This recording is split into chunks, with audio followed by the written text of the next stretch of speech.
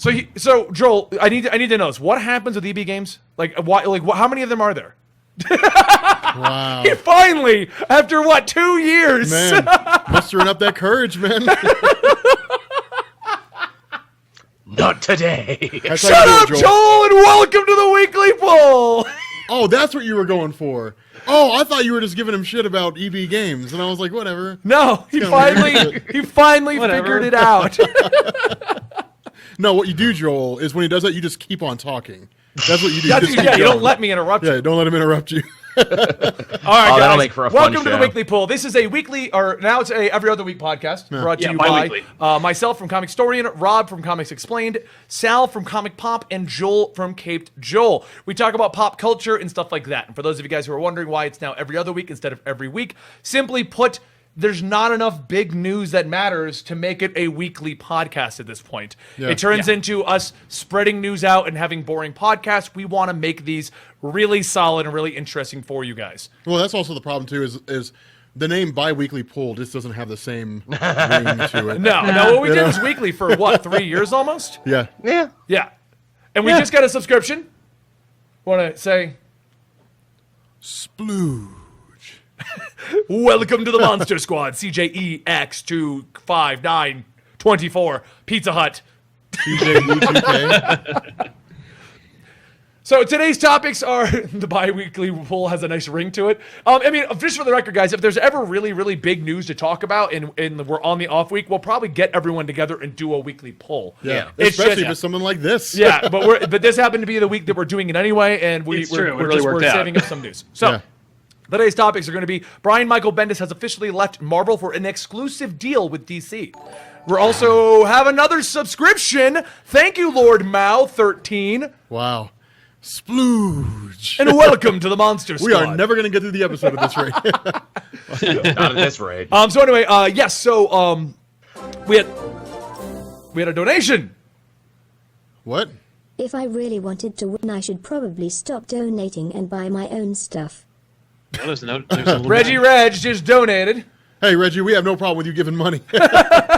The first bank of the Apparently weekly not. pool is always I'm going open to for verify that business. that's who it was. Anyway, we're also on Brian Michael Bendis. We're going to talk about the Gotham City pizza situation. That will be a quick discussion, but we are going to talk about it and go over that. And then we're going to talk about Thor Ragnarok today. And for those of you guys who are just now subscribing or you're just here because of the weekly poll, if you ever want to chat with me and the Comicstorian team and occasionally Rob, come by every Friday, Saturday, Sunday, Monday at 2 p.m. Eastern. We go live and play video games for 6 to 10 hours, depending on the day. You'll always find the schedule on the screen if you pop in. If you're just here for the weekly poll, thank you so much. This is a good way to support us. Look at that. My nerd friend said 15 new Bendis books coming 2018. That's exactly what it is. So, Like okay, you joke, but since Brian Michael Bendis potentially may overtake the entire discussion, let's talk about the Gotham City Pizza thing to start with. Okay. So, long story short, Ethan Van Sciver is a artist. He does a lot of artwork. You probably have seen him on many books. Yeah. But he has done this. He right now is currently doing Hal Jordan in the Green Lantern. So And it's amazing. Yeah, it's amazing looking. Rob and I have met him. We've chatted with him. He's a good guy. Back in the day, he used to crack jokes about Nazism, which then led to the fact that since he's a conservative and a Republican, during the entire Trump election and politics deciding to be a major talking point within comics, he was accused of being a Nazi. Yeah. I've looked into all of the supposed evidence. None of it is legit, and it's all just hearsay. Actually, no, he talks about that on his live streams, like where he does sketches and stuff like that. And one of the things he mentioned, he's like, what, like everybody ever. He's like, when I was younger, I was just like, for whatever reason, angry at the world. Or something Because else. I'm going to mute that because we can't have that on during this.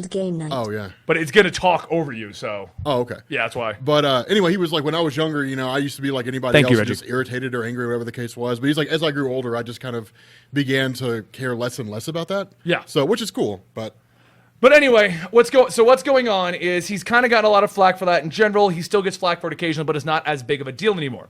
Now, that doesn't mean that the completely extremists on the other side of the political fence have decided not to make him a target.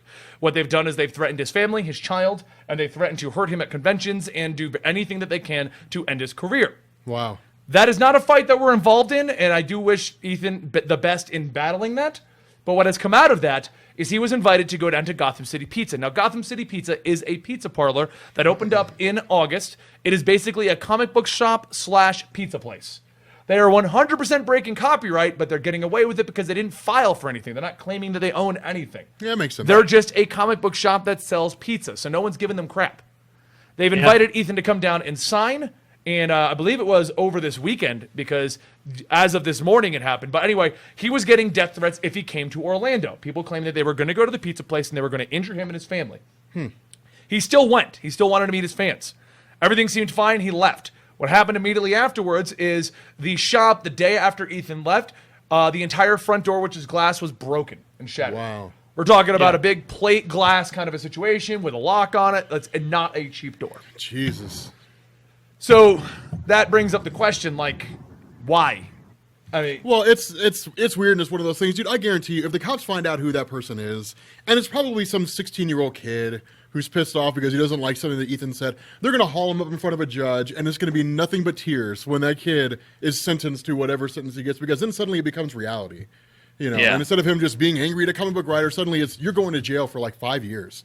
Like, good luck, because that place ain't fun. So I don't know. I mean, to me that's ridiculous. I mean, it's, you know, if people can't differentiate between comic books and the real world, then that sounds more like a person borderlining on schizophrenia than like anything else. So it's like, I mean, let's be a little serious. Let's step into the real world for a second, and let's remember comic book characters aren't real. yeah. You know, that's you know, it's kind of silly to me. It's funny. For the people that were claiming that he's a Nazi, I looked at one of their best examples. And it was, he published a self-published book about his artwork, and it was like Overcoming Something or whatever is what he named it. On the cover, he put Sinestro, and his signature, as many of you may know or may not know, is his name with a diamond around it, but a broken diamond. The biggest complaints that he was a Nazi was that it was because he used DC's Hitler on the cover. And I'm like, as much as he's like militaristic, I've never considered Sinestro Hitler. I never heard that the before. diamond around his name was his way of using a Nazi swastika in his own way. I mean, he's Hitler insofar that, like, he went mad with power. So, like, let me just name every comic book villain ever, and, like, they're all Hitler. Like, that's Exactly. ridiculous. Got a hell of a mustache, though. Yeah, he does have a pretty, that handlebar mustache, man. Fun fact, at the old job I used to work at, we had this guy named Joe, and he had a handlebar mustache. Like, he'd never, like, twirl the end, which I kind of wished he would do. Like, I would do that if I had a handlebar mustache. Yeah. Yeah. I would. I'd be like, meh. You want to put that? I'd twirl that and just be, like, sinister looking. Just be like, Oh, yeah, I figured. thinking about this. But yeah, I mean, it's insane. What boggles my mind is, look, you can have differing opinions from everyone. I don't give a crap. Like, Rob and I disagree on a lot of things, especially in comic books, in the landscape of comic books. And so does Sal. Sal has his own opinions, stuff like that. But I don't go to Sal's studio and break the door in because we disagreed. Yeah. I don't go to Rob's it's true. house and, like, threaten his life and his dog because he has a differing opinion from me. Like, why do people feel that this does anything? And then, why attack the pizza parlor? Yeah. Right. That's kind of ridiculous. Yeah, like with the pizza, they invited Ethan Van Sciver. The guy is still a comic book artist of really high caliber. Well, because harming a person has too much of a consequence that comes with it, you know. And you know, there's their moral viewpoints and their principles. Then there's, you know, how inconvenient that would be if they followed through. So like, we're just gonna break a door. So you know, and it's like. Plus, like, a door can't punch you back. It's Yeah, more that's true. like Yeah, door can't lay you out. just dumb. Because I mean, I've met Ethan Van Sciver, and he's not a small guy. No. Like, he punched the hell out of you. Probably. I mean, what do you think, Sal? I know you're just now finding out about this whole thing right now. And for the record, the only reason I found out about this is because somebody tweeted it to me and Rob, and I looked it up, and I'm like, I don't see anything. It was then Ethan and other individuals on Twitter went ahead and put out like the GoFundMe to fix the door, which has now exceeded the amount they needed, which is awesome. Otherwise, I'd be promoting it right here. They should put a GoFundMe out. Like, it's basically a bounty on the person who broke the door. Like, this GoFundMe account is for whoever finds this person and brings them to me. Like, No manhunts. yeah, no manhunt. Rob is inciting a manhunt. I have $1,000 bounty if you can bring me No, this do not individual. do that, guys. That's not a good idea. What was that about torches and pitchforks? I mean, what do you think about this, Sal? I think that it is a stupid expression of a frustrated people. I think that, like, you know, you'll see this in every corner of any fandom that is infiltrated by the political climate of today. I think that people are looking for some way to express themselves because they feel powerless and they feel like they can't change or affect their environment or their political world. And because politics have become kind of like everyone's world, it has really infected people's consciousness to the point where they're like, they feel so powerless that they need to do something. And it's so stupid and it's so petty. And I think that like you could...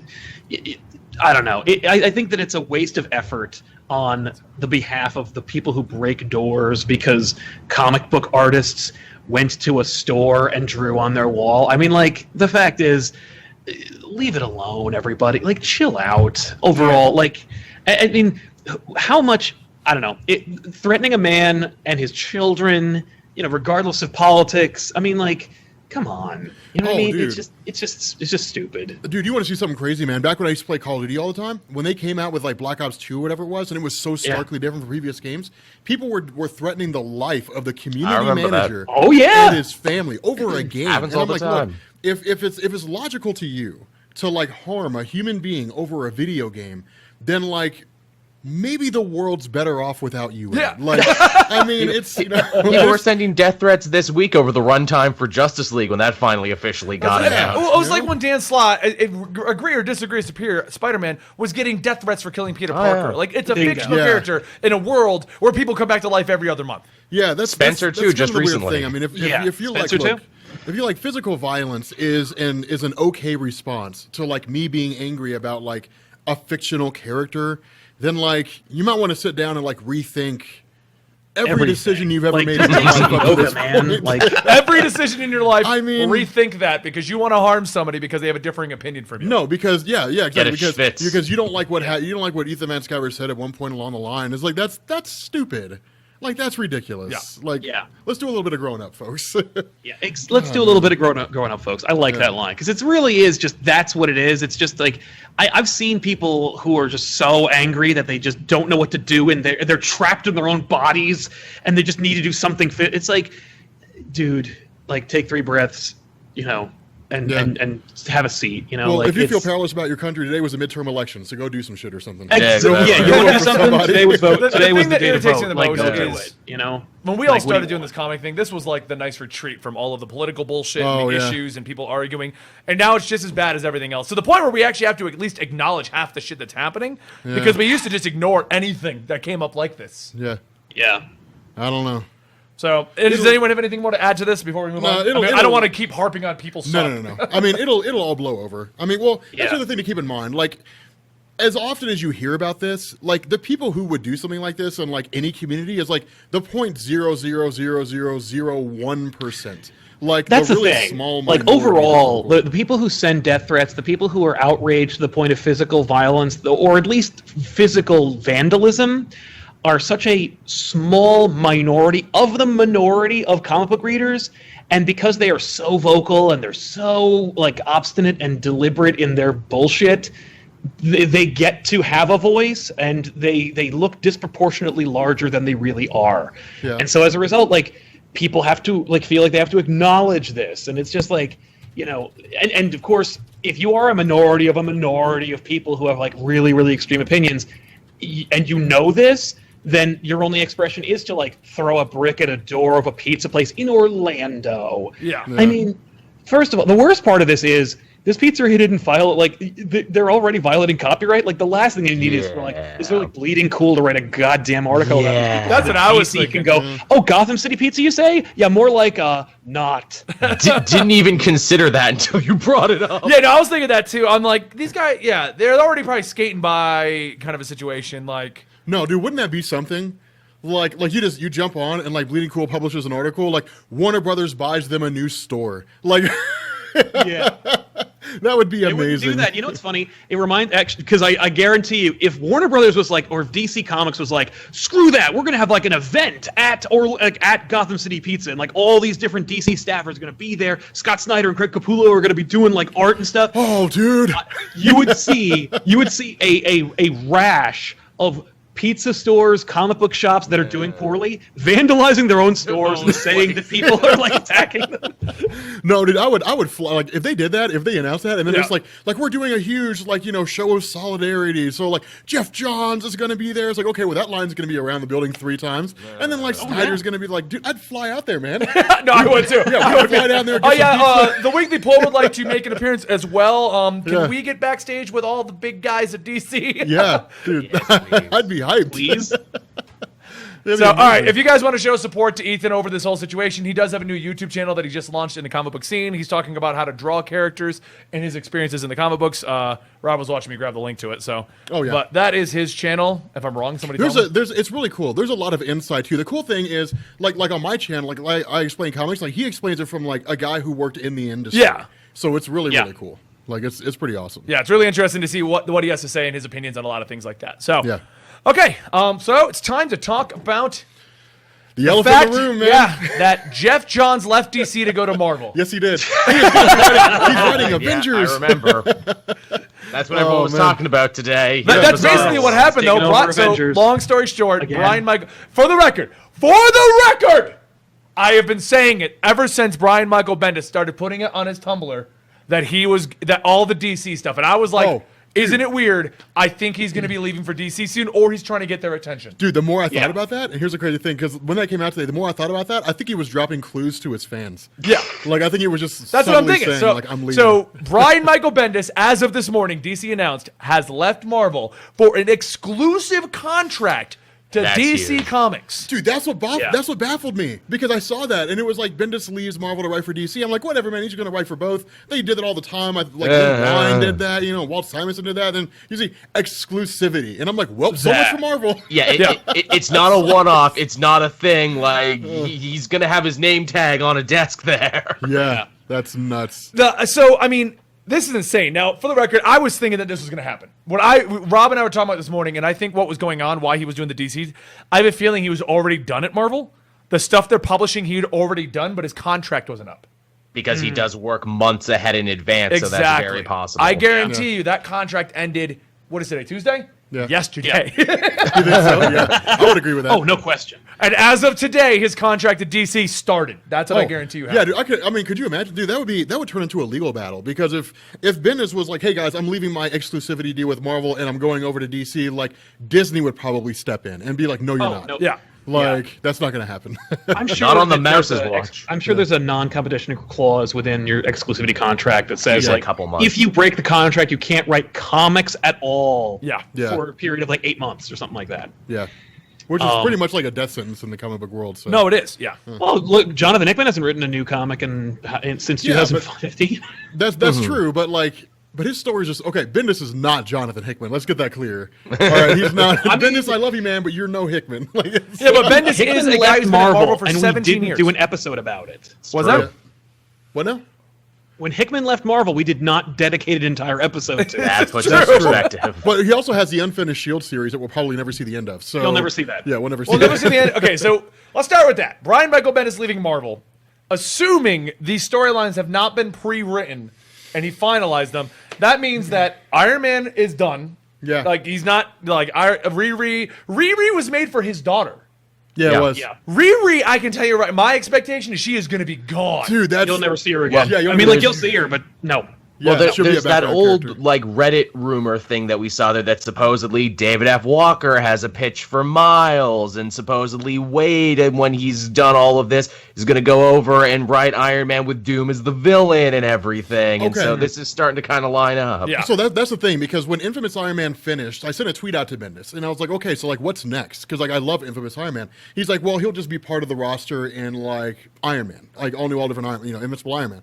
But you didn't specify how. Which makes sense because you only have so many characters in a tweet, and it's like whatever. So I was like, all right. I mean, I guess we'll see where that goes. I don't know. I mean, that's weird. I believe Riri Williams is just going to get shuffled off to the cornfields. Like that. Oh yeah, she's done. She's like, you know what? I need to go back to school and study, and then she'll go back to MIT and she'll be gone forever. Or she'll get into Iron Man. Or Arno comes back. Riri will now become a background character living in the tower. Yeah, he'll pop in and she'll be working on something or something like that. That'll be disappointing, man. They'll Harper Row her, is what you're saying. They're gonna what?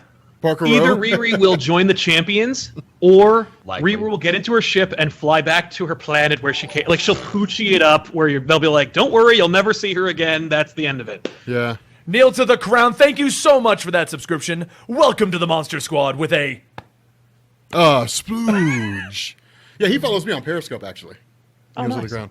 No, I don't know. Okay, Sal, you remember this. All right, you remember this. Joel, you remember this. Benny, I don't know if you were reading about then.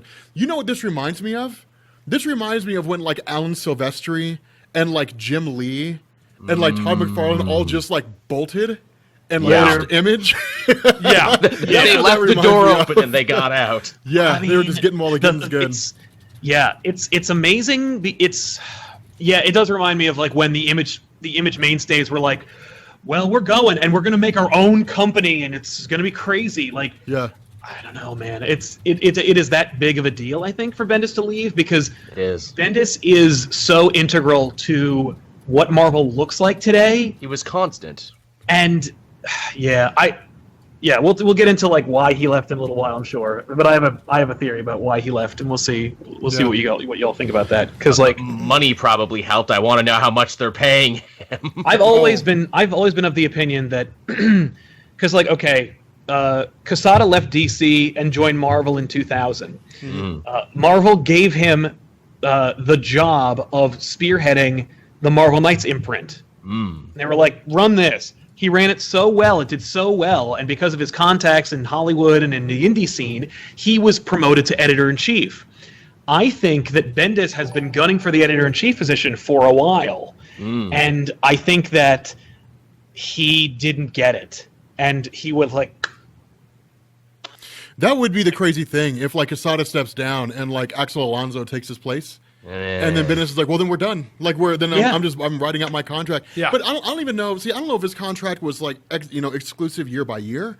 I don't know if he signed like a. I think it was like I think it was like a 5-year exclusive. You think deal, so? I mean, like I'd assume it was something that long, but I don't know. But I mean, when you're talking about a guy because he was brought in by Quesada in 2000, as like an indie writer, and so like when you come over into Marvel, like you're brought in by a guy who's basically made editor in chief, and then you're there for 17 years. You see a lot of stuff. For those of you guys who are watching this right now, if you're not familiar with this, imagine that Brian Michael. It's like Chris Claremont when he left in like 1991, 1992, right? Guy wrote X-Men for 17 years. That's what this was like. Like, imagine if Bendis had written nothing but like Ultimate Spider-Man for like the last 17 years and then leaves. Like, it's a huge thing because he's written so many things. And I mean, Sal's 100% right. Like, he's contributed to so many things. He launched the Ultimate Universe, Ultimate Spider-Man, introduced Miles Morales. He wrote, New Avengers, and he wrote the Avengers, I think, after they were restored. He wrote so many different stories. Guardians of the Galaxy, and it's crazy. Not to mention Iron Man and House of M, Secret Invasion, Age of Siege, Ultron. like every major. Hold on, did he write Siege? But like, did he write Siege? yeah. He wrote Disassembled. He kicked off the Ultimate line and the killed current the direction Avengers! of Marvel. He did. Yeah. Disassembled kicked off what you know as the Avengers. Today, Yeah. One of the finest Daredevil runs of all time. I never read his Daredevil. Real quick, though, guys, we did get a subscription from Zerdoreng. Probably said that wrong, but thank you so much for joining the Monster Squad. Splooge. Okay, yeah, I mean, all right, Bendis wrote Civil War too, but if that's the example you're going to use about why the guy should go, like, Walt Simonson wrote a story where Thor became a frog.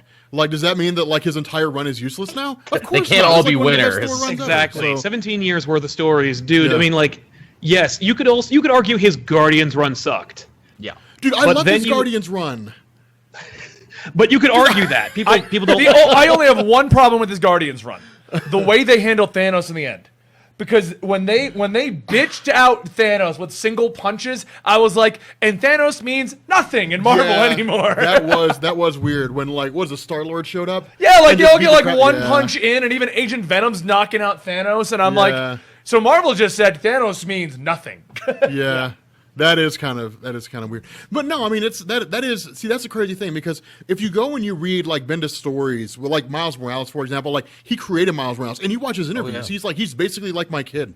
Like I created this character along with Sarah Pacelli, and we basically just have been writing, like creating him for years, and other people have drawn him, sure, but Bendis has always been there writing him. Yeah. Oh, yeah. And so it's like when he just And now ups he's and abandoned leaves- his child. Who will look after Yeah, Miles? he's a terrible father. Because here's the thing: Bendis will be getting a check for anytime Marvel wants to use Jessica Jones, Miles Morales, Maria Hill, Daisy Johnson, the Iron Patriot, Ronin, recent incarnations of Night Nurse, if Victoria Handover comes back to life, if they want to reprint any Ultimate Spider-Man comics, Layla Miller's a character he created, Kenan Kong, no, it's not Kenan Kong, Kenny McFarlane, the guy. I was like Kenan Kong, like he's the new Superman. Because Kong's because they call him Kong and his name's Kenny, so okay. Ultimate Nick Fury. He's the guy who created Samuel Jackson's Nick Fury. The funny thing is with Brian Michael Bendis is he's probably going to receive a check that will be fine for him for a very good portion of his life.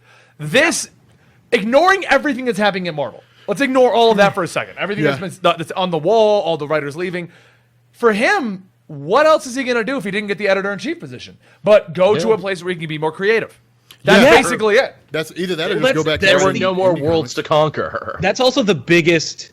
That's the biggest bargaining chip he could have played. Where he's like, either I get the top dog position, or I will leave and do to DC what I did for early Marvel. Yeah. And the other thing is, like, while they could be like, good luck with that, like, and DC's doing okay. I've been looking at the numbers for DC and how well they've been doing over the last 2 years, and it's funny how like DC is doing well, but it's not like astronomically well. But the fact is, DC has had more seismic, huge, impactful sales than Marvel over the last 2 years, with just them doing Dark Knight 3: The Master Race and Rebirth. With Bendis on the scene and keeping Jeff Johns involved, if they put out any Earth 1 books, I mean, like, holy shit. Oh, dude, like I was talking about people on Periscope, earlier. Like, imagine a Brian Michael Bendis Batman Beyond. Like, imagine that would be. What if they just gave Brian Michael Bendis the Earth 1 universe now? Yeah, just have one Earth 1. Well, I don't think Jeff Johns would do it more than every year and a half. Man, dude, we've been waiting on Francis Manipoul's Earth 1, The Flash, for like 2 years. No, 5 years. It's like you're never going to get that. The very first Earth 1, they announced Francis Manipoul would be and on we the still Flash. haven't got and it yet. We don't have it. No. You remember that, right, Sal? The Earth 1 announcement, they're like, we're going to kick it off with Batman? Or no, Superman. It was a Superman. So we're going to kick it off with then Superman. Batman. And here's the ones you can expect. Yeah. Grant Morris's Wonder Woman took 4 years to come out. Wow. And they're working on Volume 2. Like you got 2 Titans in there somewhere, and no one even remembers the Titans one. No. Yeah, the Teen Titans one is the most recent one to come out. No, I thought Wonder Woman was. Oh, it's already No, come out? you're right. Wonder Woman The was, Volume 2 was. Volume 2. Yeah. Okay, cool. But yeah, no, I mean, that's kind of the crazy thing is because like Benny and I were running over the writers. Oh, Francis Manipoul's doing Aquaman. Well, the Flash one's still 5 years out. No, that's right. Either way, neither book doing came Flash, out. I think. Yeah. Neither one's out. But no, I think that Benny and I were going through like the writers that they have.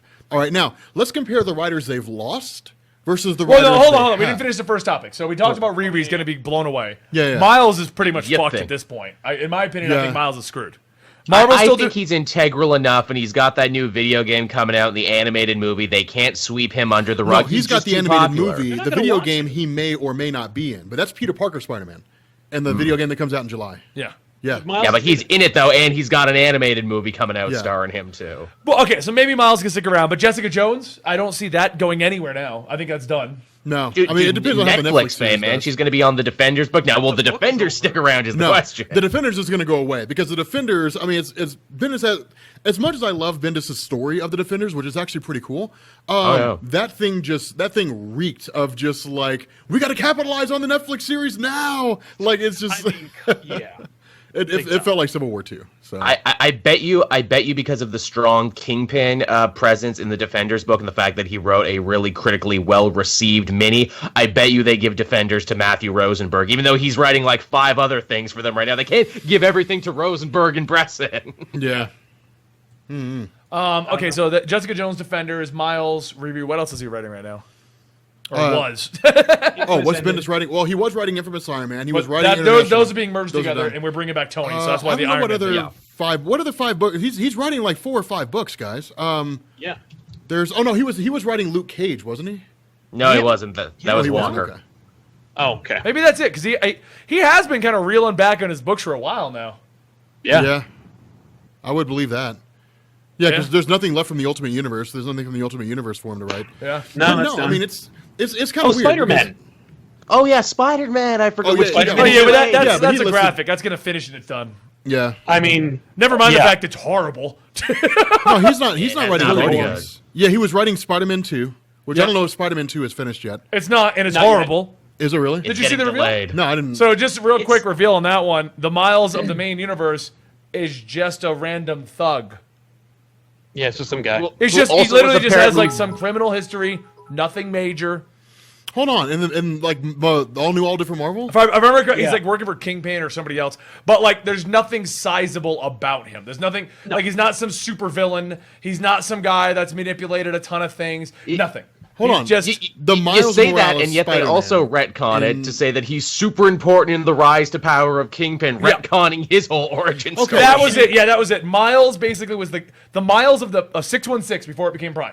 Yeah. That Miles is the guy who helped Kingpin get to power. Oh, I thought you were talking about like all new, all different Miles Morales right now. I'm like, I'm pretty sure the whole run of all new, all different like Miles Morales Spider-Man says like that's nonsense. So That would have been something. okay, that makes sense. We're talking about like okay, Miles Morales in the main Marvel universe alongside Peter Parker, not the Ultimate Universe Miles. Okay, that makes sense to me. Well, But- that's the worst part about Spider-Man because we don't have Ultimate Universe where Miles is, Yeah. and then 616 Peter Parker. So I don't even know why they did Spider-Man 2, because in all honesty, it makes no sense now. No, because- there no. shouldn't be another Miles there. because the first Spider-Man was huge. Spider-Man was a story, and Yes. correct me if I'm wrong here, Sal. Spider-Man was a story where Peter Parker, like, and Miles Morales met, and Yes. like, and Peter was like, "Hey, man, look, it's cool if you're Spider-Man here." Like, Right. even if nobody It was else real gives you good. the- Right, gives you but the it was blessing, in I the do. Ultimate So- Universe. He Yeah, it was. approved It of was it, in and the he Ultimate went home. 616 goes to the Ultimate Universe, and like that's the world where Peter Parker Ultimate is dead. Yeah, and Miles takes and his place, out, yeah. and he knows all that. It's that was really good. Spider-Man 2 is also very vexing because Bendis was also like changing what Marvel editorial said about the Ultimate Universe, and in Spider-Man 2, there is an Ultimate Universe. Oh, they kept it? Yeah. Seemingly, Taskmaster walked through something we can only And- assume. Oh And no, Miles actually, and Peter remember there is an Ultimate Universe, Yes. which is not referenced in any other Miles Morales book, including Bendis's Miles Morales Spider-Man. yeah, no, book. but he's not the only one to do that though, because Al Ewing did that in Ultimate. Well, yes. Yeah, he brought but in nobody the Ultimate Avengers. But Marvel gives zero fucks about Al Ewing's Avengers. Yeah. Yeah, Of which course not. kind of sucks because It really it's- sucks. Yeah, dude, it's amazing. Like it's I agree, and it's cleaning house for Marvel. It's like I'm doing the work for you with good stories, and Dude, they're I'm like, glad nah. I'm not the only one who believes yeah, that. Because, you're like, right. It's I mean- literally like, you know what, like Marvel, if all you're gonna do is dick around on Earth, then like I'll build the fucking cosmology. And like, Bingo. and dude, that's the cool thing, dude. That's why I love that. And then there's also the Tear, which muddies the water because he played around with that in a couple of his books too, but they never built on that. Yeah. Well, Marvel doesn't need a reboot. This is just a side tangent because we're still talking about Brian Michael I Bendis. think they need a reboot. No, I think it would help. They don't need that. Because they're not going to reboot. They refuse to do it. Yeah. What they need is to finally go, you are the guy, keep everything straight. Yeah, Yes. that one dude. That's what Johns does at DC. Exactly. Yeah. While DC has its slip-ups because events happen and things don't line up perfectly, they are Yeah. not as astronomical as forgetting about an alternate universe being wiped out of existence. Yeah, They need an editor-in-chief. Yeah. yeah. Someone who cares and pays attention to this shit and you have to answer to them. But that's the Yeah. problem. We don't actually know what they're doing over at Yeah. Marvel. Okay. And I guarantee you that what's happening, and this is all speculation, and I'll try to keep it very, very short. But the fact is, I feel like all the editors at Marvel don't feel like they have any teeth, and so they're so the creators are basically like, screw it, do whatever you want, and that's why you saw all these like new characters, by the way, all at once, because one person created a new character and told the other person, hey, by the way, there's this new character, like I made this new character, no one cares or is paying attention. You better get your new characters in here now. Oh, it's all funny these because new Jim characters Zub came released in. that. What's that? Jim Zub released a statement. Somebody asked him. He said he didn't ask me anything. Jim Zub was writing the current Avengers. He was writing Thunderbolts. He was a couple things, and they didn't ask me anything. And and the question asked was, "How does it feel about being in SJW Marvel? And is there a mandate coming down that is forcing you to do various things?" And he answered it.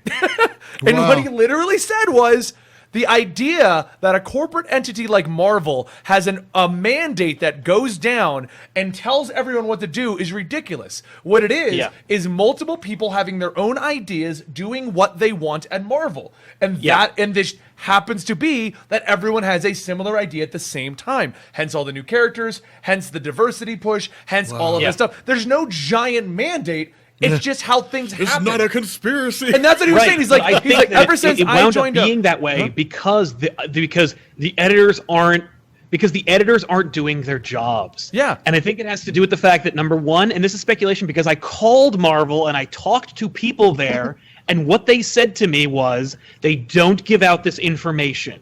So what we can assume and speculate only, because Marvel will not issue a statement, is that there are half as many editors working at Marvel than there are at DC. And so they're overworked and they have no power. Yeah. And so as such, they're going to do a shittier job than they would if they were accountable or if people were accountable to them. And so as such, Marvel is in dire straits, but because they are literally in a character production factory for movies and cartoons, it doesn't matter. Yeah. Well, I think the problem was this. I mean, to go in line with what you just said, the issue is they have the movies. Disney bought them and they have money. So instead of like DC right now, what DC had to do was DCU came out and DCU bombed. Did horrible. It's well known that it tanked their sales and they did horrible. Question. So DC had to fix DC. They had to boost the sales. They had to do whatever. Marvel is in a similar situation. They had a bunch of people who, like, all of the big name writers were leaving. They brought in a bunch of new people who have this new millennial mindset. They have this new, the SJW mindset. They have these ideas that they want to do. Comics is a great way to get your idea out there. If you bring in too many people of the same mindset, they're all going to start agreeing. And so Marvel's people came in and they go, well, hey, DC's got, we just got to do good sales, right? Right. Okay, so why don't we just do our ideas, and to compensate for potentially lower sales, let's double our books.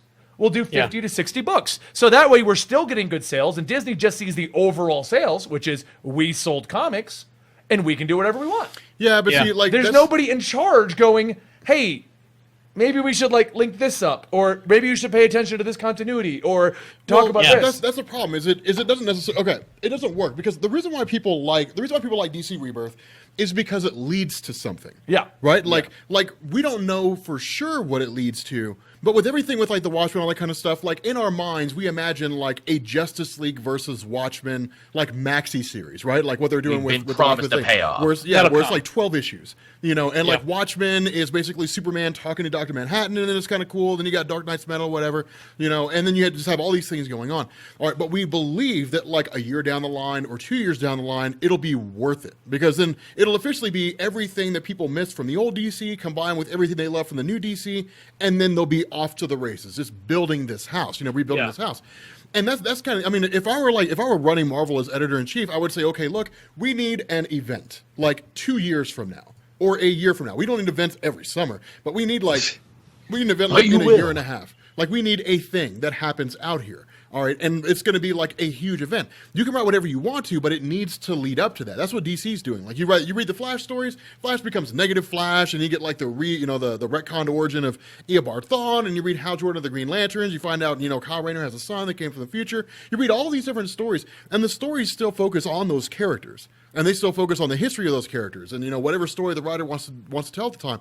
But it all leads to something. It all builds up to a thing. And that's the importance of it. That's the significance of it. Right where you want to, but make sure it leads to that. And one of the guys in the chat made a really good statement. What we need, and Sal, you're probably going to hit me for this. What we need is another Jim Shooter. That's what they were saying. No, I agree. That we need like a jackbooted Iron Thug like person who just goes like, this is the way it's gotta be. Yeah. And if you don't want to do it, then you're out. You could say he was a tyrant, but the trains ran on time. The trains ran on time. He rewarded his friends and he punished everyone else. And the fact is, like, Jim Shooter, his ideas aren't all great. And ever since he was ousted, he never really got his footing again. But when he was working there, books came out, sales were up, new character development was up. I mean, like, the New Universe didn't work out, but like a lot of other things did. New Universe Warren Ellis's was actually the better one than the original. I mean, the simple fact of the matter is Marvel's just going to try and get as much money as they can, hence a new event every summer and winter. And that in itself is what's damaging the new characters, because every one of the new characters has a good idea behind them, but when you give them 6 issues to build up a character, it doesn't happen. Well, it's not really 6 issues to build the character. It's 6 issues when the character's introduced and like an event happens. Like Riri Williams is still being built in the Iron Man comics. You know, it's just, I mean, and it's the same thing with Jane Foster. Like her character Jane Foster existed in Marvel Comics for decades. She now became somebody who mattered. So like, no, seriously, like, she was a good girlfriend. Yeah, she became something other than like the chick that Thor was banging for a while. Like that's basically it. So I mean, it's and that's the whole idea is to build. But no, I mean, it's people want to feel like they're part of something that's growing and thriving and like it's going in a particular direction. And I have no idea what's going on at Marvel. I mean, I've got no ears on those walls. I mean, I've got no flies on those walls in that place. I've got no idea what's going on there. But I'm kind of with Sal and I'm with Benny on this one. If I was a betting man, I would bet that it really is just the fact that the editors are just overworked. Oh, yeah. You've got guys like Bendis who are there. They're like, we've been here for 17 years. I don't give a shit what you say. I've seen more editors than you come and go. So like, well, you want a great example of how overworked they are? I forget how many it was, but Heather Antos, she's the girl that is the editor for Gwenpool, right?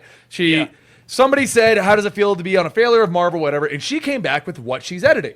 And I was like, holy shit, that's a lot. She's editing the entire like Star Wars section of Marvel, like the entire other section of something, and then one-off books like Gwenpool. And I'm like, so your job is, I'm just thinking, I'm like, so your job is to read like an entire third of Marvel in a month and find all continuity errors, spelling errors, issues, lettering, like, holy shit. Well, that's the crazy thing, man, is because the folks who give her shit, like, the folks that give her a hard time, they can only ever hope to work that hard. Yeah, that's what I mean. Like, like the list of things that she's editing is insane. Wow. When you go to most things, like if you go to DC, they're like, you're the Flash guy. You're the Flash editor. Yeah, you do the Flash family. You do the Justice Superman League. family. Yeah, and they do my families. And in Marvel, it's just like, you don't have 20 books yet? Here's another batch of books. Wow. Yeah. That's crazy. Yeah, I would quit. Like, I would be like, I can't do this anymore. I would leave. But so, I mean, I don't even give the editors of Marvel, I don't even give them total crap, because if I was getting overworked, I would be like, it works. Put it out. Yeah. Assembly line that shit, man. Rubber stamp it. Let's look through the hypothetical life of an editor at Marvel really quick, where it's like from 2 years ago, I'm editing 12 books, which means I have to edit 12 books. Yeah. And I'm editing these 12 books, and I have to influence them. I have to come up with my own ideas. I have to like help shape these creators and be creative with all these different people. And then this guy comes in, kicks in the door, and says, "Hey, I just saw this movie that Fox made, and it made me mad, and you can't do anything with these characters anymore."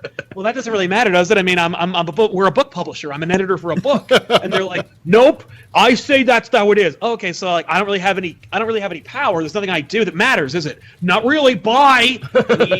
And then you look at yourself and you go like, who was that? Like, I really don't know who that was, because I never see them unless they have like a fucking a thing up their ass that says, you got to go do something. So really, I have no control over anything. I'm overworked, and I know that I have no power. Cool. I'm going to kick my feet up and work literally half as hard. Yeah. Like, I'm not going to do the bare minimum to get my. I mean, it'd be like if you work at State Farm and you're like you have a quota, right? I gotta process 12 policies a day, and then some asshole just shows up every 2 months and yells at you about how like anyone named Jim has to go. And you're like, well, doesn't that really not matter? And it's like, get out of here, and then they leave. Like, well, then it doesn't really matter. Whatever. I'm just going to work half as hard. Blah, blah, blah. But old man Jim is fine though for some reason. Old man Jim.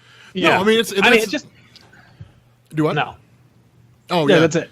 No, that's crazy to me, because it's like, I mean, it's, man, despite the writers at Marvel's loss, I feel like Bendis is just the biggest loss they could have suffered. He really is. I mean, they've lost. I mean, they've lost Rick Remender. They've lost Kelly Sue DeConnick. They've lost Matt Fraction. They've lost Jeff Lemire, Christopher Yost. Yep. I mean, they've lost all these different writers for one reason or another. And prediction: Dan Slott's next. Oh, okay. You think you're putting money on that. Here's the thing. Dan Slott is next. No, there's a difference between Bendis writing Avengers and Dan Slott writing Spider-Man. No, right. I agree with him on this. Have you seen Dan Slott's responses lately? What? Dan Slott has been doing the exact same thing Bendis has been doing, talking about DC, hyping up DC. And Brian Michael Bendis left today, and he tweeted out, I think the one that I saw was, with all the weight that Brian Michael Bendis has lost recently, you would assume that he's shipping himself to DC piece by piece. And he's on DC's side. He's ready to roll. Dude, let me tell you something, man. If that announcement comes out, I mean, if that announcement drops, that like, and it's just like it was today, where it's like Dan Slott leaves Marvel for DC, then it's like, well, then Marvel, you're fucked. And then like Disney, dude, I guarantee what's gonna happen. Like, it's gonna be a cleaning like you've never seen before. Disney's gonna roll in there and just be like, you, and you, you're all fired, get out of here. And they're gonna bring in new folks. And like heads are gonna roll. No! And then they're gonna move the offices to LA is what they're gonna do, so they can keep a closer eye on. That no matter what. That's happening. That's inevitable. Like Disney's gonna treat Marvel like the employee that doesn't do their job, and they're gonna be like, you know what you're gonna do? Like you're gonna sit next to me because I'm the supervisor. You're gonna sit next to me. And I'm going to make sure you do your job, because if you don't, then I'm going to fire you. That's the next step. And seriously, that is the next step, because Disney buying Marvel, that's cool. They bought them for the Marvel Cinematic Universe, whatever. But Disney knows just as well as anybody else, no idea lasts forever. I mean, Disney will, because it's freaking Disney. But the whole idea with like the Marvel's, like, interest in comic book movies will eventually falter. And when that time comes, where does Marvel Comics go from there? And if interest in Marvel Comics is still just kind of lagging along or whatever, then like in 15 years, I can see Disney just being like, and we're done, and just like, and cut them loose. And just like the whole comics division is gone. I think it's actually more dire than that. I think that if rather than Disney being like, hey, this book publishing company isn't doing well, I'm going to fire all the people who are in charge and then put people that I know would produce results in charge. No. Look at how Disney handled Marvel's publishing of Star Wars comics. Sure, Marvel publishes Star Wars comics, but so does IDW. Oh yeah. Yep. So how about this? I think Boom Studios might do a good job with the X-Men, and IDW, you're going to take the Avengers, and how about this for Image? You guys can take the Fantastic Four, and I'm just going to subdivide. I'm going to license out the characters. Yeah, no, DC, if you want to use the X-Men in the, have them become Titans, you feel free if you want to write a contract that fills that out. I don't care, because I didn't buy this company to publish books. Yeah. Yeah. No, they bought it, and this is actually something somebody mentioned doesn't... a while ago that I wanted to kind of confirm with that line right there.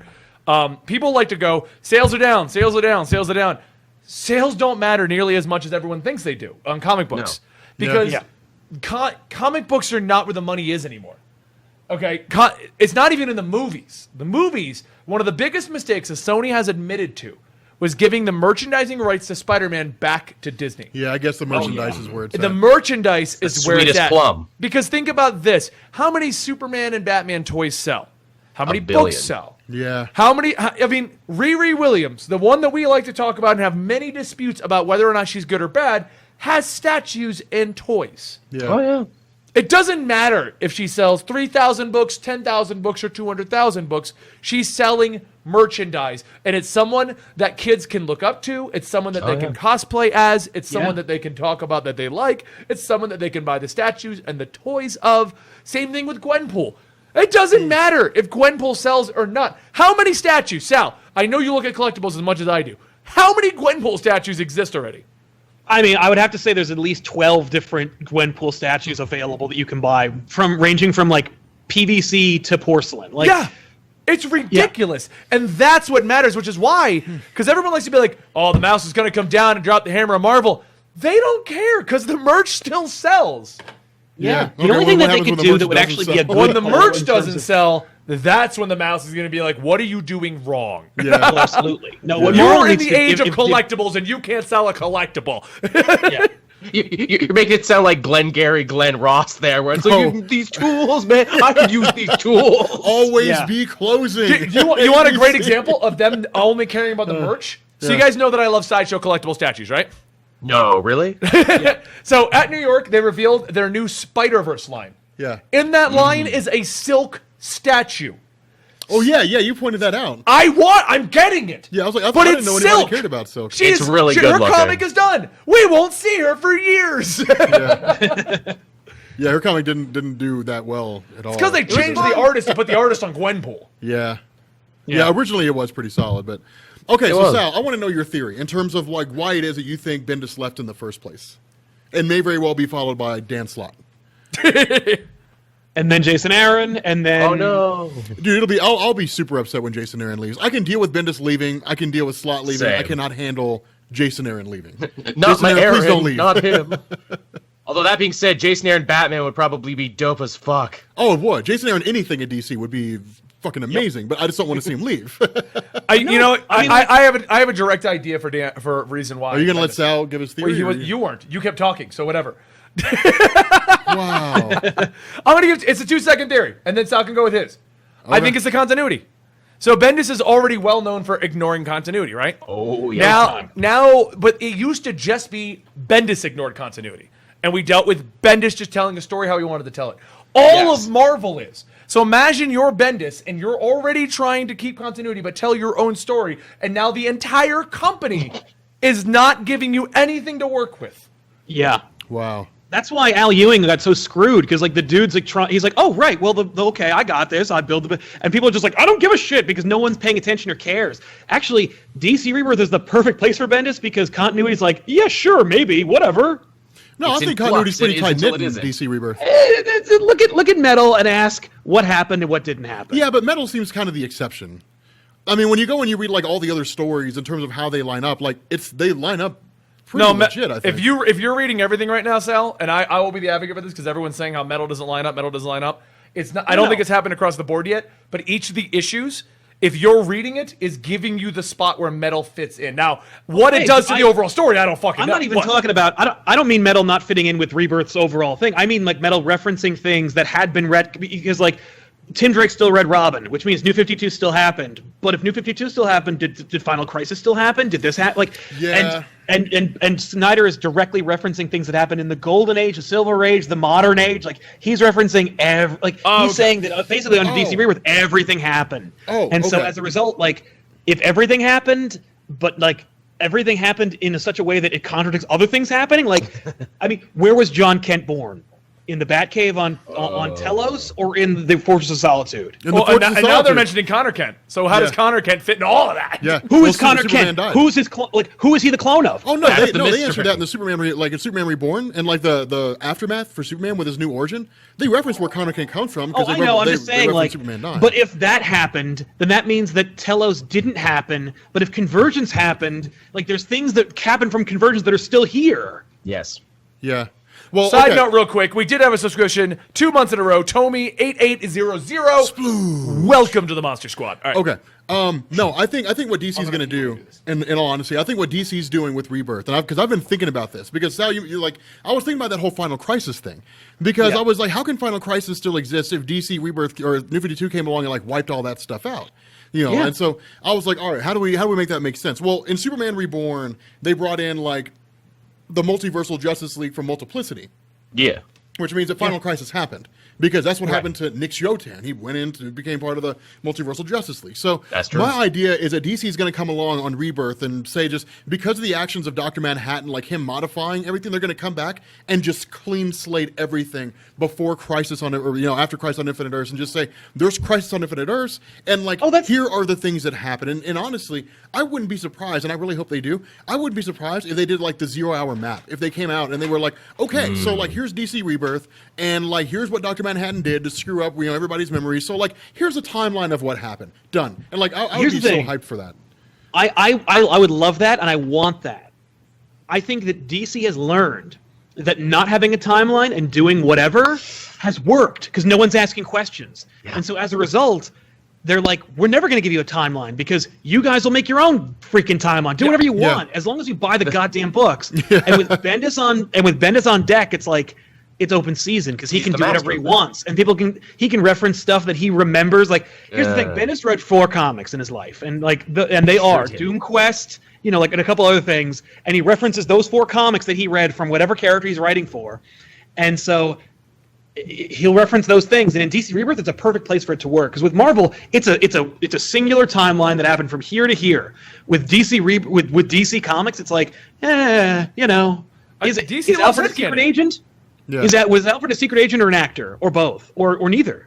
The current one is that he was an undercover, not secret agent, but he worked as a agent of the Crown known as Nemesis. I know. The Dark First Ally. I just did the audio for it. It's really good. I love this one. Wow.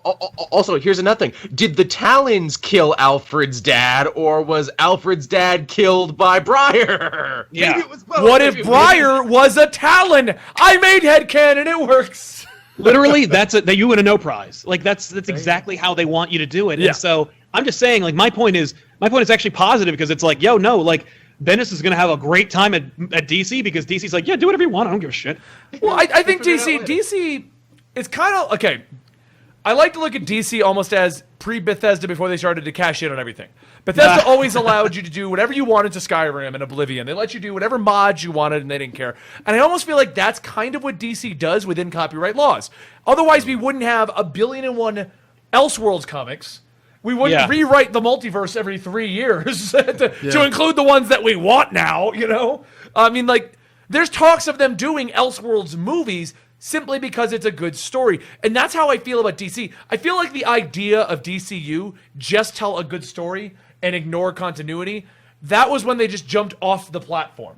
But their platform is, do a good story, we'll worry about continuity later. And that's kind of how I feel like they handle a lot of their stuff.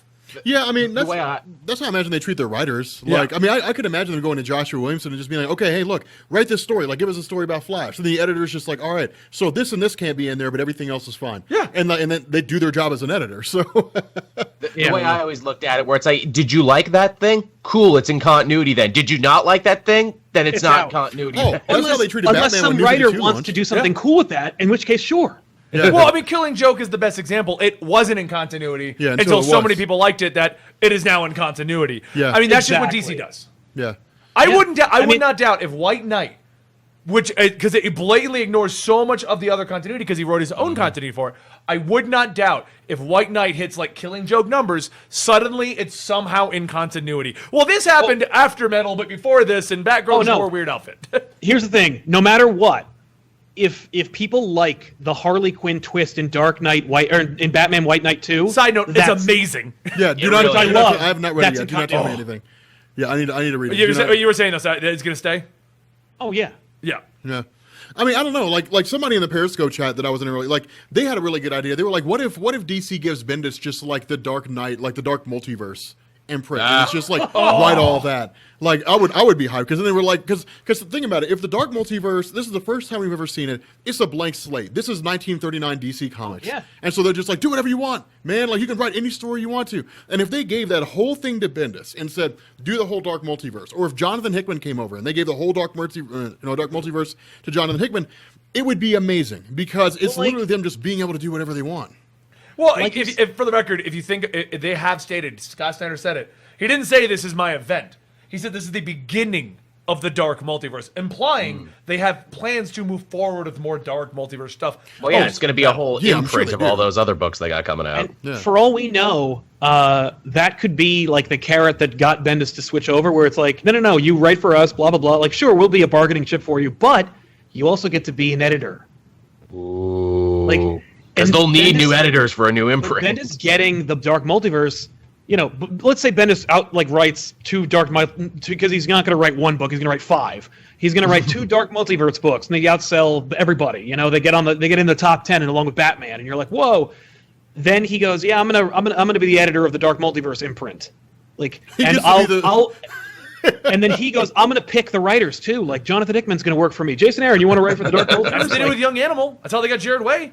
Pick whoever you want, and make an entire imprint. Man. And Bendis has friends in Hollywood. He could Marvel Knights the DC Dark Multiverse if he wanted to. Dude, that would work. That would work. For the record, I was thinking about this today, and it kind of ties into Bendis coming over.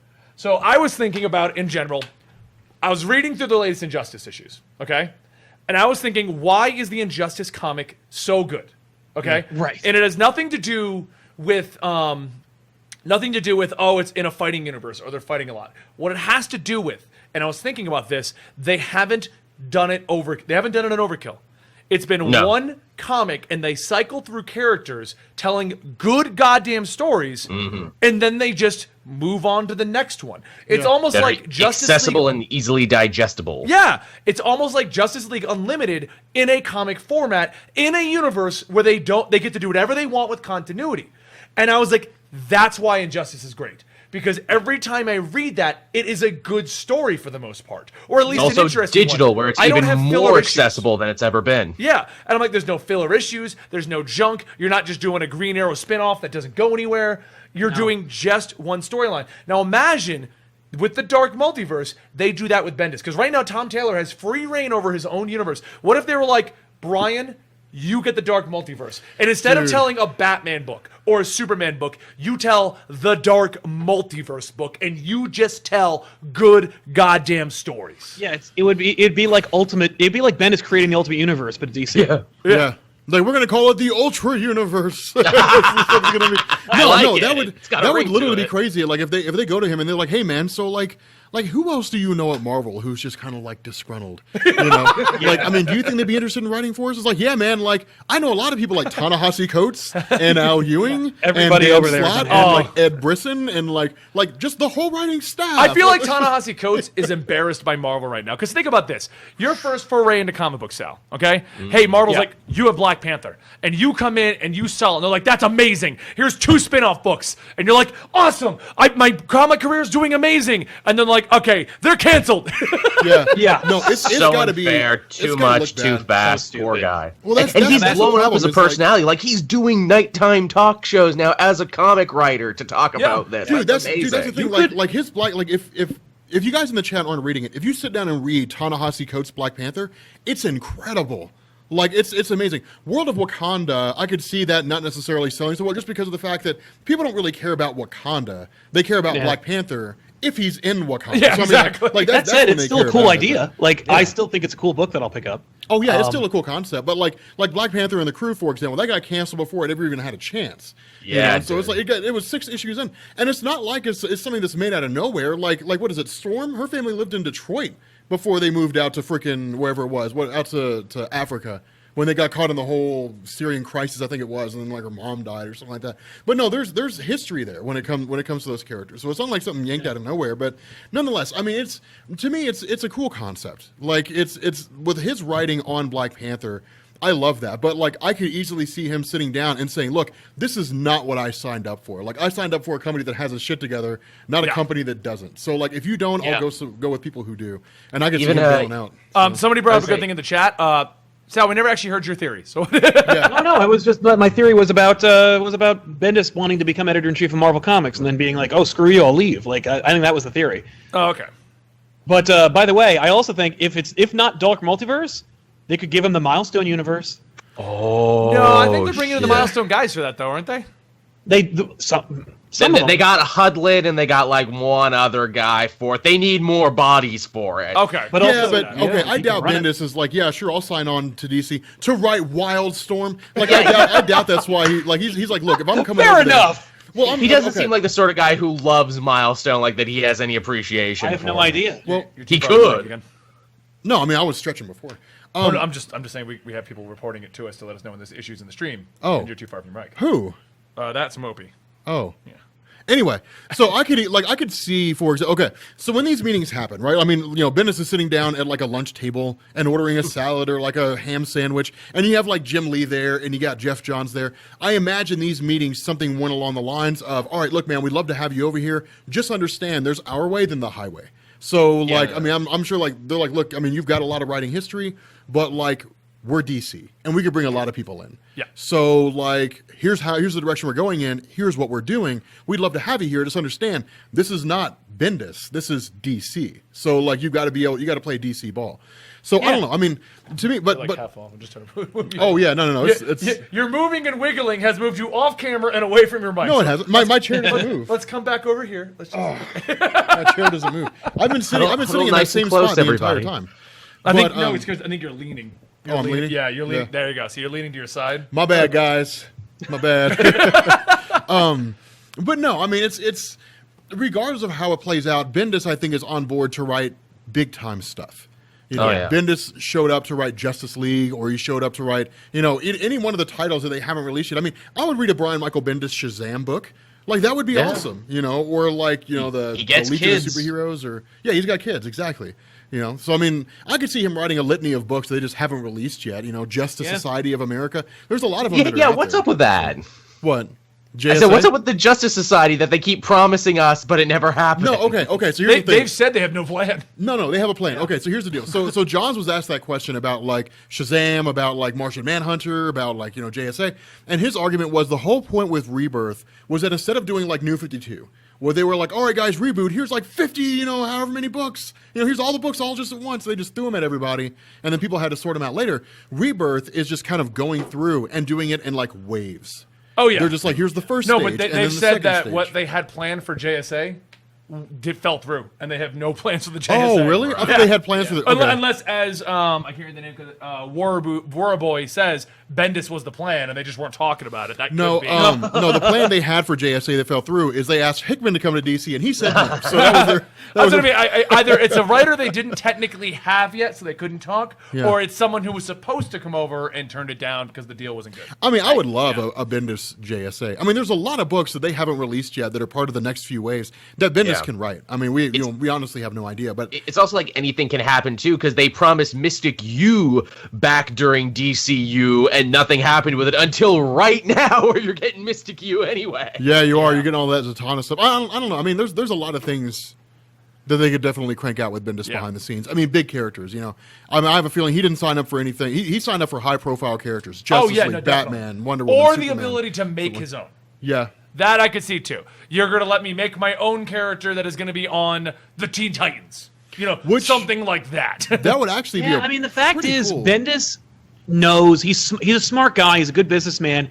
I mean, like, he's leaving Marvel. He'll get a check from Marvel for the rest of his life for the amount of characters he's created.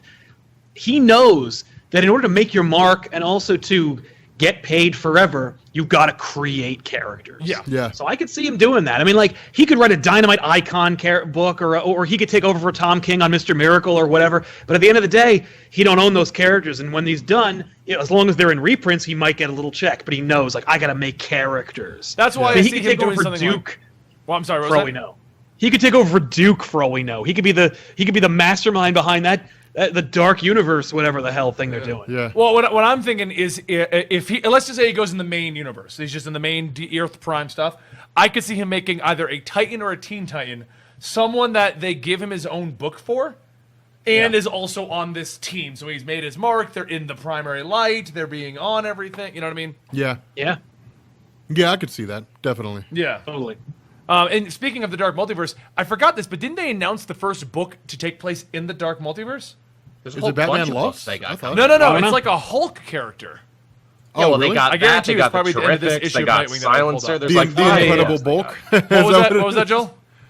I said they got the Terrifics. They got Silencer. They got like 5 books coming out part of this Dark Multiverse. Is the Dark thing. Multiverse just the Marvel Universe in DC? It's a new There it imprint, is. but it kind of looks like it.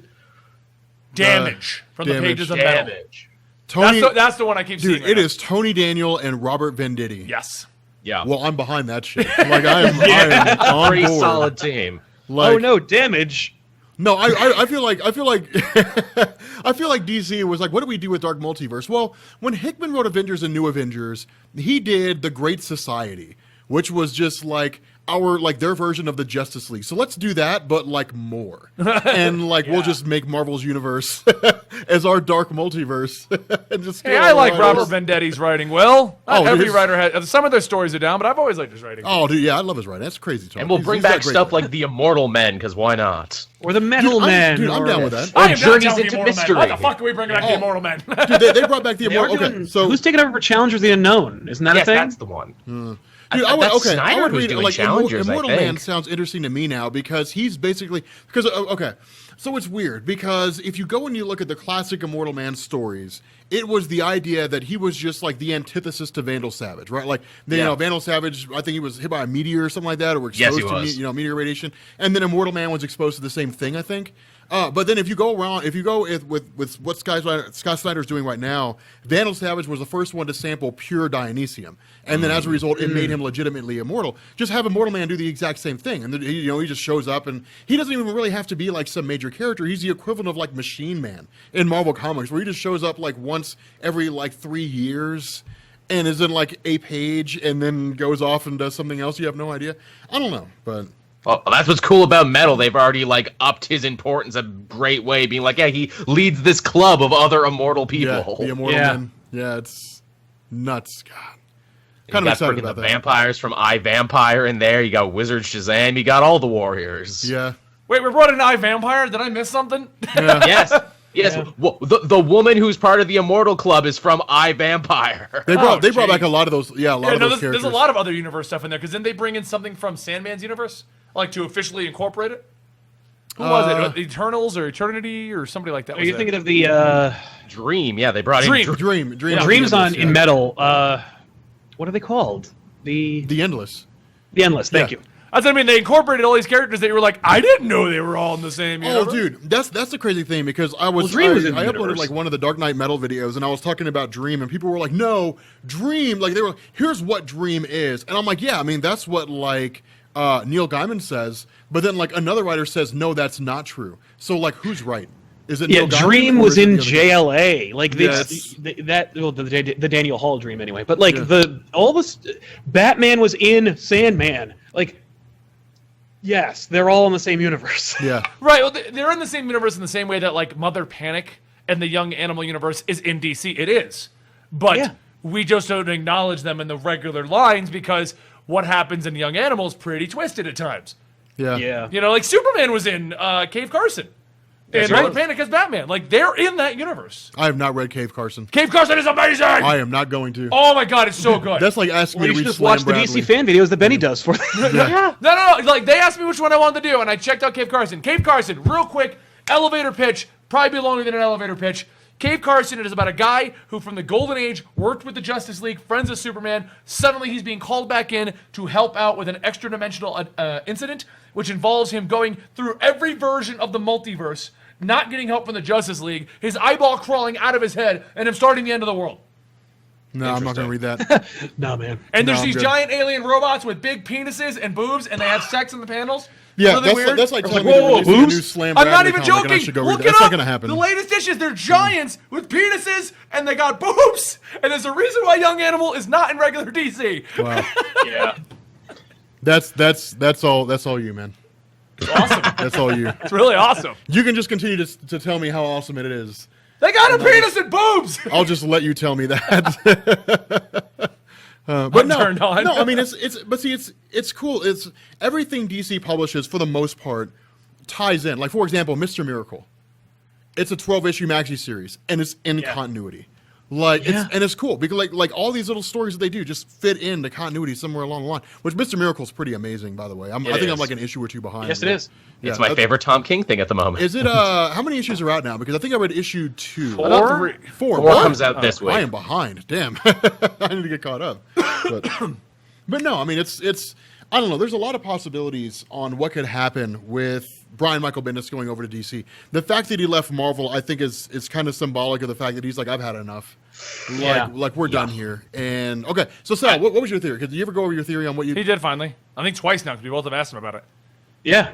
No, it was just I thought that I thought that Bendis wanted to be like my theory has always been that Bendis was gunning for the editor-in-chief position at Marvel, and either Alonso wouldn't leave or whoever's the editor-in-chief over there, Brevoort? I don't remember. No. Axel Alonso's editor-in-chief. Okay, so like Alonso wouldn't leave, or they said no, or it's been long enough, and like he's just like screw it. And he was I think he was like using DC as a bargaining chip to get that position, and when he didn't get it, or he didn't get it in a timely enough manner, or he got blown off, like I would assume everyone over there is by upper management at this point. He was like later and did the impossible, did what they would never expect. Hell rose over. No, I thought you were just like that was just an idea that you were throwing. I didn't realize that was your theory. So yeah. That was what I thought was that's what I've always expected. Like when everyone was talking, when Benny was talking about him leaving for DC, I'm like, no. He's going to take editor-in-chief position at Marvel. And I'm like, while he did leave for DC, I do think that nobody leaves a sweet gig like that just because they're happy. Yeah. And like we said in this whole He's discussion, been there 17 like, years. He could have retired at this point. Literally, like Bendis, like there's no place else for him to go but up. And if there's no place else for him to go, this is how you applied it to any business, by the way. If you can't go up any higher, you go lateral. You go to another place. You go someplace where you know you can go up. Yeah. So like there you go. Like I think that he just couldn't. They wouldn't let him. They wouldn't give him his due. Because here's the thing. I think Bendis would have been a great editor-in-chief. Oh no, I would go with that. Continuity still may have been weird, but I think it would have done a great job. It would have been weird, Yeah. but he would have hired somebody to do that shit for him, like Al Ewing or something. Like, you handle the continuity. The man knows character and he knows story structure. Damn it. Yeah, son of a bitch knows story structure. Exactly. Joel, you haven't gotten much on theories here. What do you think is the reason he left, and what do you think he's going to DC to do? I mean, this late in the show, I can really only build on what you guys have said. You've kind of said it all. I mean, I will say it's probably the most shocking piece of comic news this year. I mean, like, it's a hell froze over moment. I never thought I would live to see the day Bendis jumped ship to DC. Yeah. I figured he would quit, or he would just be there forever. Yeah. Or retire, like you said. Retire, yeah. Yeah. So, I mean, all right. Well, we're over our normal time, and that is cued by people saying goodnight because they're all leaving. basically. Yeah. So, I hope you guys enjoyed the show today and our opinions on the situation. If you're new because you just saw the promotion on Rob's channel or my channel, or you're here from Twitch, we do this show every other week. The next planned show is November 21st. If you follow the weekly poll on Twitter, or me or Rob or Sal or Joel on Twitter, we'll let you know if for whatever the reason we do a show next Tuesday. Maybe because we didn't get to talk about Thor, we could come back and talk about Thor next week. You know, because this is all Brian Michael Bendis. So that may happen. If we don't talk about it this week, the following week will be Punisher and Justice League. Yeah, that's what I mean. Yeah. So I think we're gonna have to come back next Tuesday, but follow us on Twitter because the next planned one is the 21st. If you are new here and you just like talking about comic books, we also stream every Friday, Saturday, Sunday, Monday at about 2 p.m. Eastern. We go for about 6 to 10 hours playing video games, talking about video games, and a lot of comic book talk. If you think you come here and it's nothing but video games, you forget I'm the Comicstorian and we talk comics all goddamn day. That's literally what we do. Basically. Yeah. So I hope you guys enjoyed this. I really appreciate all of you coming out here, all of our new follows, all of our new subs. You guys really are helping this Twitch channel grow. It is definitely coming forth with what we needed to make it work.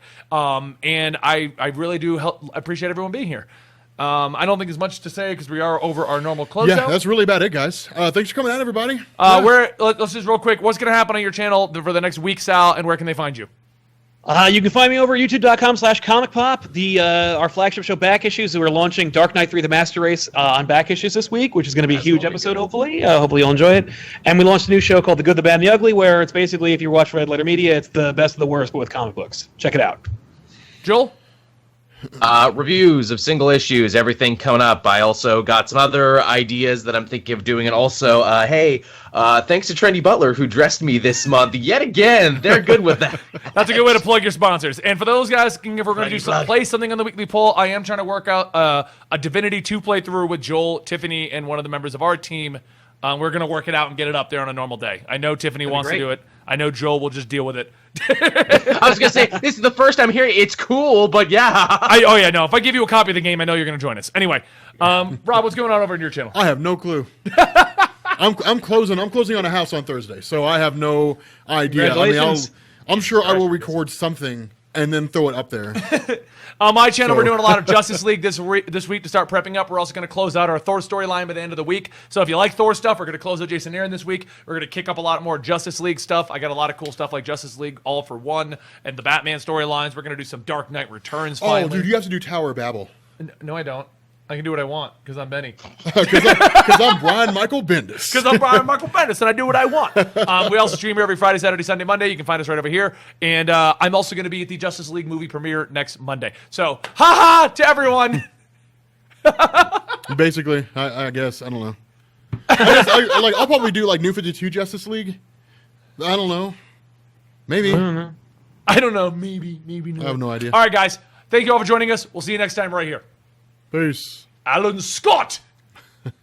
You guys still do that? Yes. On the weekly poll, we do. Alan Scott. Sal. Rob is so over it. Sal. Good show, guys. Yeah, Sal's not doing it. Wow.